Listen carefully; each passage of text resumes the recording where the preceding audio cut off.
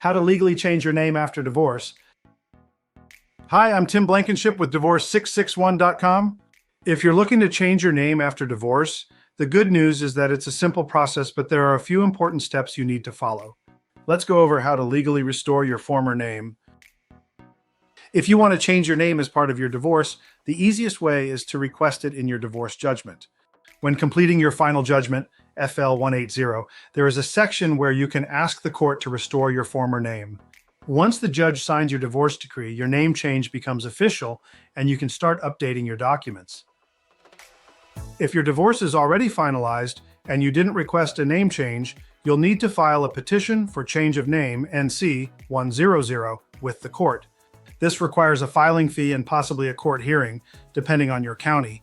While this is an extra step, it still allows you to legally change your name after your divorce is complete.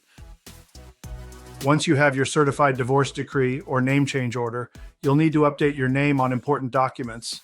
Start by updating your Social Security card. Submit Form SS5 along with proof of your name change to the Social Security Administration to begin the process. To update your driver's license, you must first ensure that your Social Security card reflects your new name.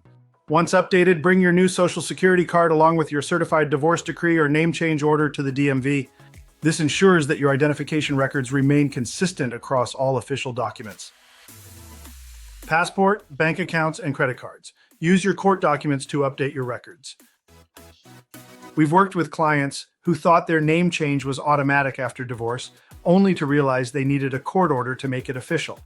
In one case, a client didn't update their Social Security records right away, causing delays with their bank and job paperwork.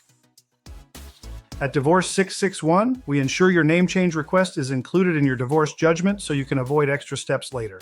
If you need help restoring your former name after divorce, visit Divorce661.com for a free consultation.